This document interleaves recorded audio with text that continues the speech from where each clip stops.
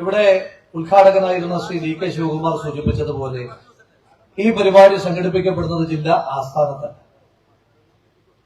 കല്യോട്ട് പോലെ ഒരു ഗ്രാമപ്രദേശത്ത് ഇന്ത്യൻ നാഷണൽ കോൺഗ്രസ് ഒരു പരിപാടി സംഘടിപ്പിക്കുമ്പോൾ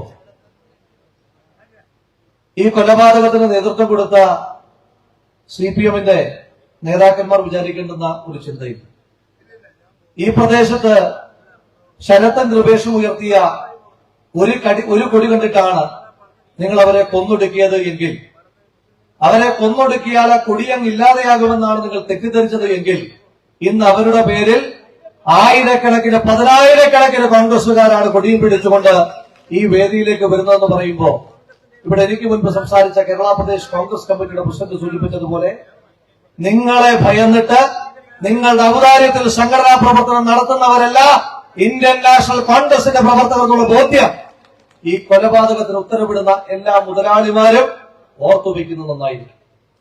ഇവരെല്ലാവരും സംസാരിച്ച വിഷയങ്ങളിലേക്കൊന്നും ഞാൻ കടന്നുപോകുവാൻ ആഗ്രഹിക്കുന്നു. ഇവിടെ KPCCയുടെ പ്രസിഡന്റ് സൂചിപ്പിച്ചു, ഈ കൊലക്കേസിലെ പ്രതികളായ മുഴുവൻ ആളുകളെയും കാണാൻ ജയിലിലേക്കൊന്ന് പോകുന്നു.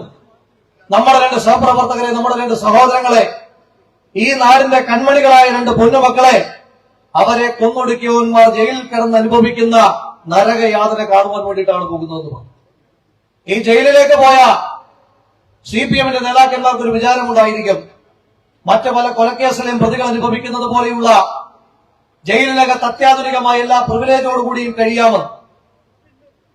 അങ്ങനെ വിചാരിക്കുന്ന ഏതെങ്കിലും പ്രതികളുണ്ട് എങ്കിൽ പറയുവാൻ ആഗ്രഹിക്കുന്നു, ആ ജയിലിൽ കിടക്കുന്ന ഒരു പോക്കറ്റ് അടിക്കാരന് ലഭിക്കുന്ന സൗകര്യം പോലും നിങ്ങൾക്ക് ലഭിക്കുന്നില്ല എന്ന് ഉറപ്പുവരുത്തുവാൻ ഇന്നാട്ടിൽ കോൺഗ്രസ് പ്രസ്ഥാനം ഉണ്ടായിരിക്കും.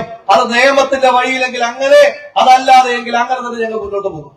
ഇപ്പോ പരോളിന് അപേക്ഷിച്ചിട്ടുള്ള 2 CPM-ന്റെ പ്രവർത്തകർ, ഒരു സുബീഷും സുരേന്ദ്രൻ, അവരുടെ ബന്ധുക്കളോട് വളരെ സ്നേഹത്തോട് പറയുവാൻ ആഗ്രഹിക്കുന്നു, ഈ സർക്കാർ കൊലയാളികളുടെ സർക്കാരാണ്.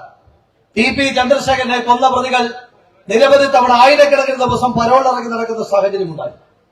എന്തിനേറെ പറയുന്നു, ആ കാരണവരെ കൊന്ന ഷറൻ പോലും ക്യാബിനറ്റ് കാവലിൽ പരോളിനിറങ്ങി വിലസുന്ന കാഴ്ച ഈ നാട് കാണുന്നുണ്ട്. പക്ഷേ അങ്ങനെ പരോളിന് ഇറങ്ങാമെന്നോ, അങ്ങനെ പരോളിനിറങ്ങിയാൽ സ്വൈര്യമായി നടക്കാമെന്നോ ഒരു സുബീഷും ഒരു സുരേന്ദ്രനും വിചാരിക്കേണ്ട എന്ന കൃത്യമായ താക്കീത് കൂടിയാണ് ഈ അവസരത്തിൽ തരുവാൻ ആഗ്രഹിക്കുന്നത്.